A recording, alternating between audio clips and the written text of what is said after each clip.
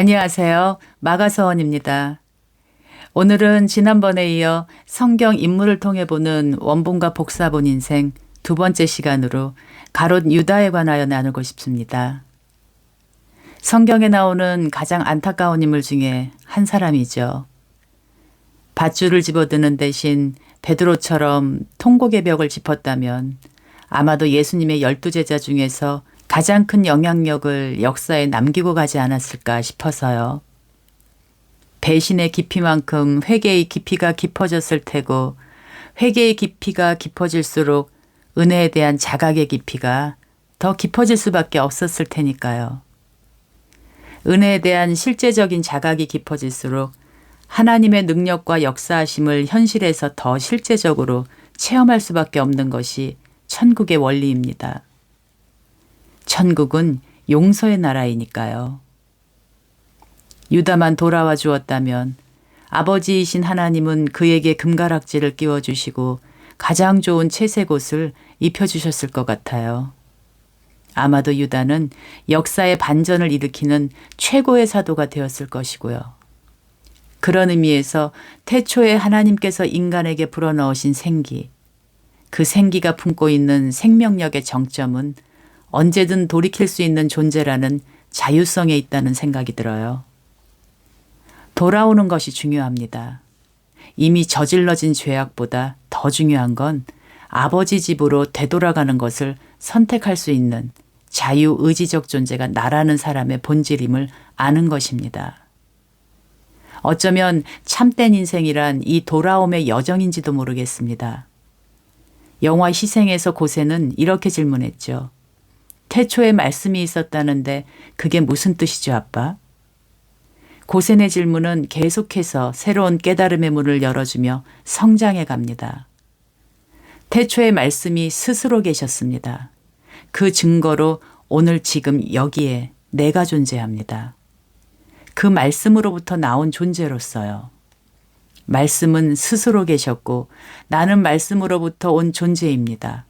그러므로 말씀은 하나님이시고 나는 인간이 됩니다. 이 진리를 진정으로 알게 된 자만이 다시 그 말씀 안으로 복귀합니다.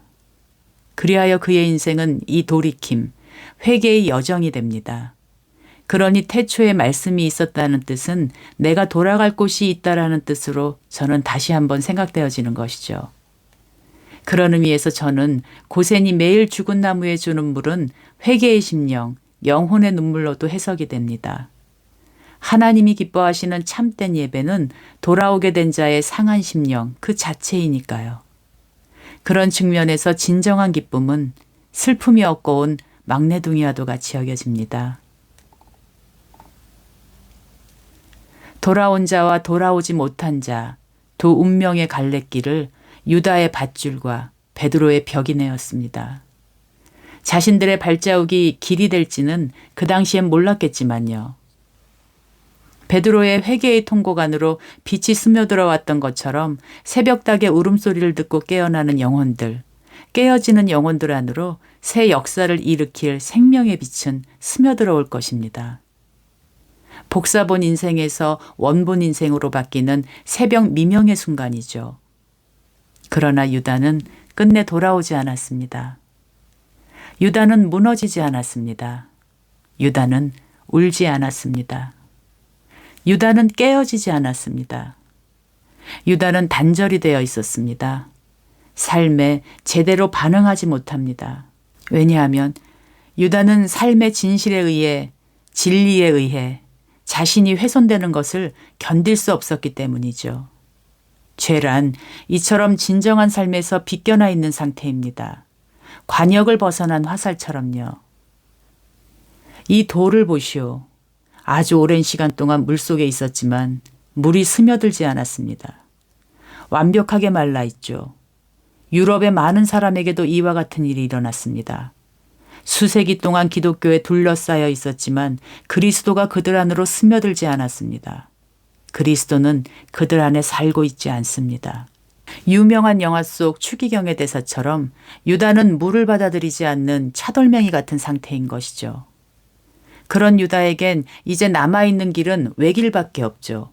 자신이 지금껏 쌓아올린 자기만의 집, 그 속으로 쏙 들어가 버리는 길이죠. 비가 내리고 창수가 나고 바람이 불어오면 무너져 내릴 그 집안 안으로요. 진리를 알지니 진리가 너희를 자유케 하리라고 주님은 말씀하셨죠. 그러나 진리는 고통을 요구합니다. 자유는 고통을 요구합니다. 고통 없는 진리와 자유는 없다라고 주님의 십자가가 그 진실을 보여주고 계시죠. 그러나 유다의 비극은 자기 생에 다가온 진실을 대면하고 진실이 요구하는 고통, 진리가 요구하는 고통, 자유가 요구하는 고통을 감수하는 것이 아니라 끝까지 자기 고집을 버리지 않고 자기만의 방식으로 자기 세계를 고수하려는 고집과 불통으로 일관했던 것에 있다라고 저는 생각하게 되는 것입니다. 자기의 방식으로 하나님이 되려 한 이부의 속성은 인간 타락의 원형이죠. 참된 질서와 조화가 그로 인해 파괴되어졌으니까요. 그러므로 진리를 안다라는 것은 방식을 제대로 하는 것입니다. 신의 성품에 참여함으로써 신의 자손이 되는 법, 신의 속성을 내 안으로 스며들게 하는 법은 십자가 방식 외에는 없습니다. 이런 의미에서 저는 스카펫 박사님의 사랑과 악에 대한 정의에 동의하게 됩니다. 사랑이란 자기 자신이나 또는 타인의 정신적 성장을 도와줄 목적으로 자기 자신을 확대시켜 나가려는 의지라고 정의하셨죠. 반면에 악이란 병적인 자아의 정체를 방어하고 보존하기 위해 다른 사람의 정신적 성장을 파괴하는 데 힘을 행사하는 것, 다시 말해 자신도 성장하려는 의지가 없고 다른 사람도 성장하지 못하게 힘을 행사하는 것을 뜻하는 것이라 여겨집니다. 즉 성장하려는 의지가 없는 것이 악의 본질이라고 하는 것이죠. 성경에서는 믿지 않는 자를 악인이라 하죠. 저는 믿는 자와 믿지 않는 자가 드러나는 삶의 실상은 위와 같을 것이라 여겨집니다. 그의 영혼 안에 믿음이 들어온 자는 지난 시간에 말씀드린 대로 밭 아래 감추인 보화, 즉 진리를 얻기 위해 자신이 소유한 전부를 팔아치우는 사람이 될 것이기 때문입니다. 그런 사람에게는 이 세상의 헛된 것들의 마음과 시간을 빼앗길 여유가 없습니다. 오직 진리 그 자체이신 주님을 알아가는 것 외엔 기쁨을 누릴 수가 없게 돼버린 차원에 이르렀기 때문이죠. 세상은 이제 그의 인생의 주제가 아닙니다. 주님을 알아가게 되는 소재가 되었죠. 그런 사람은 날마다 새로 태어나고 날마다 죽게 됩니다. 진리와 자유가 요구하는 고통이란 다른 것이 아닌 자기 삶의 헛된 것, 피상적인 것, 기만적인 것, 그런 거짓에 사로잡혀 있는 겉껍질이 벗겨지는 고통이니까요. 유다는 이런 정당한 고통을 회피함으로써 생생하게 펄떡거리며 살아있는 삶을 거절하고 죽은 삶, 생명의 속살은 없고 겉껍질만 남게 된 삶의 결말인 죽음으로 사라짐으로써 하나뿐인 단 한 번뿐인 자신의 소중한 인생을 그렇게 영원히 잃어버리고 말았죠. 차라리 태어나지 않은 것이 더 좋을 뻔하였다. 이 말씀에 배어있는 주님의 심정을 유다는 끝내 몰랐죠. 허나 이 말씀은 유다 인생의 진실입니다. 이런 악에 사로잡힌 인생이 되지 않기 위해서라도 유다의 내면을 좀 더 면밀히 들여다보고 싶어집니다. 먼저 유다를 단순히 재물에 대한 욕심에 충동적으로 이끌렸던 사람으로 치부하기보다 그 당시 제국주의라는 사회 환경을 내면화하는 과정에서 좀 더 복잡한 갈등을 지녔던 한 인간으로 보자면 어쩌면 유다는 일시적으로 유대민족의 독립 왕조를 이루었던 마카비 혁명의 정신적 이념적 후예인 열심당의 영향을 받은 사람이었을지도 모르겠습니다. 여기에는 자기 민족의 역사에 대한 무지와 오해가 있었다는 생각이 드는 것이고요. 그런 관점에서 보자면 유다에게 역사는 피상적인 지식이었을 뿐입니다. 박물관에 전시되어 있는 화석처럼 유다의 역사인식에는 생명력이 없습니다. 지식은 생생한 삶으로부터 우리를 괴리시킬 위험이 있습니다. 지식이 삶이 되려면 그 지식의 살과 피가 돌아야 합니다. 그러기에 유다는 역사가 남기고 간 절절한 편지, 조상들의 역사가 기록된 구약의 이야기를 제대로 해석해내지 못합니다. 여기서 잠깐 제가 경험한 짧은 일화를 함께 나누고 싶은데요. 한국으로 돌아와 1년 정도 학습지 회사에서 근무를 한 적이 있습니다. 그때 한국사를 가르친 적이 있었는데 첫 과의 주제가 역사란 무엇인가, 즉 역사의 정의에 대한 것이었어요. 저는 어떻게 하면 학생들에게 좀 더 생생한 역사의식을 심어줄 수 있을까 하고 고민하게 되었죠. 처음 만나는 친구들에게 이렇게 질문을 했어요. 너를 누가 낳았지? 엄마가요. 그럼 엄마는 누가 낳았지? 외할머니가요. 그럼 외할머니는 누가 낳았지? 이렇게 계속 질문을 하다 보면 어느새 아이들의 시선은 아득해지면서 먼 곳을 바라보는 듯 초점을 잃고는 했지요. 내 할머니가 6.25 전쟁통 속에서 살아남으셔서 지금 내가 여기에 있는 거야. 좀 더 멀리 조선시대에서는 아주 큰 전쟁만 해도 5번 이상이었고 고려시대 때는 20번 이상이나 되었지. 그 전에 삼국시대만 해도 대략 50번 이상. 그 전에 고조선까지 치면 대략 큰 전쟁만 쳐도 내가 태어나기 전에 너의 엄마의 엄마의 엄마들이 겪어내신 전쟁만 무려 90번 이상이셨단다. 그 속에서 살아남으신 거고.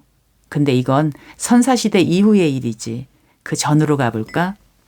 너의 할머니의 할머니의 할머니. 빙하시대 할머니는 패딩 잠바 하나 없이 추위와 굶주림 속에서도 버티고 견디셨지. 참고 또 참으면서.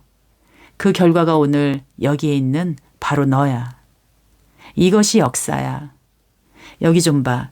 구석기 시대 할아버지 이렇게 목숨 걸고 사냥 다니시고 신석기 시대 할머니 이렇게 하루 종일 열매 따라 다니신 거야. 그 긴 세월 동안 무수히 죽을 고비를 수없이 넘겨온 이유가 바로 여기 지금의 너라고. 그러니 이제 우리가 그 시간들, 할아버지와 할머니의 시간을 제대로 알아야 되겠지. 그러면 어느새 아이들 눈빛에 생기, 피와 살이 살짝 도는 생기가 느껴지곤 했죠. 그 순간 지루할 것 같은 학습지 안의 지식들은 나의 이야기로 전환이 되었으니까요. 나와 있다 있는 살아있는 이야기들로요. 네, 역사를 안다는 것은 이렇듯 지금의 나를 바로 알게 되는 것입니다. 내가 어디로부터 왔고 어디로 가게 될 것인지를 알게 되는 것이죠. 그러니 역사는 바르게 아는 것이 중요합니다. 이브의 삶에서 방식이 중요했던 것처럼요. 지식이 아니라 바르게 보는 방식이 더 중요한 것입니다. 삶의 위기 때는 현실에 적용하기 위한 단편적인 지식이 아니라 역사의 전체적인 흐름을 통찰하고 지금의 내 때를 제대로 짚어내는 것이 아주 중요합니다. 죽은 나무에 매일 물을 주러 오면서도 죽은 나무라는 현실적인 질문이 아니라 자신에게 주어진 현실이라는 틀 이상의 절대 질문으로 나아갔던 고센처럼요. 고센은 속박과도 같은 현재라는 시간의 틀을 부수고 태초, 신의 시간으로 훌쩍 뛰어들어갔지요. 고센 정신의 시간은 태초에 가 있습니다. 그럴 때 속박된 현재는 현재성을 초월하여 오히려 새로운 역사의 미래를 쓰기 시작합니다.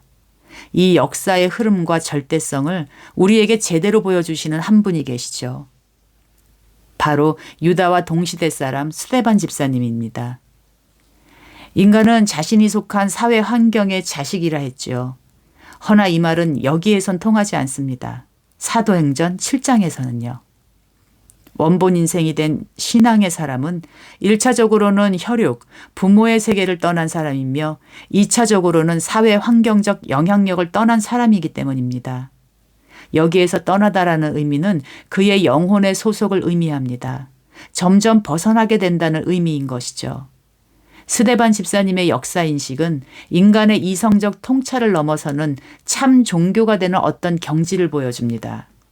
지금 집사님은 궁지에 몰려있죠. 사로잡혀 신문당하고 있어요.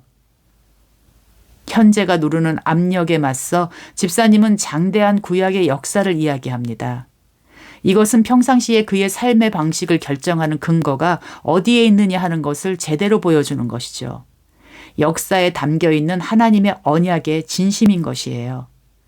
믿음의 시작, 민족의 시작인 아브라함 때부터 자신이 살고 있는 로마 시대까지 2000여 년의 시간을 달려온 역사가 어디를 향해 무엇을 향해 달려왔는지를 집사님은 그 장대한 역사에 숨겨져 있었던 의도와 목적을 제대로 간파하고 계십니다.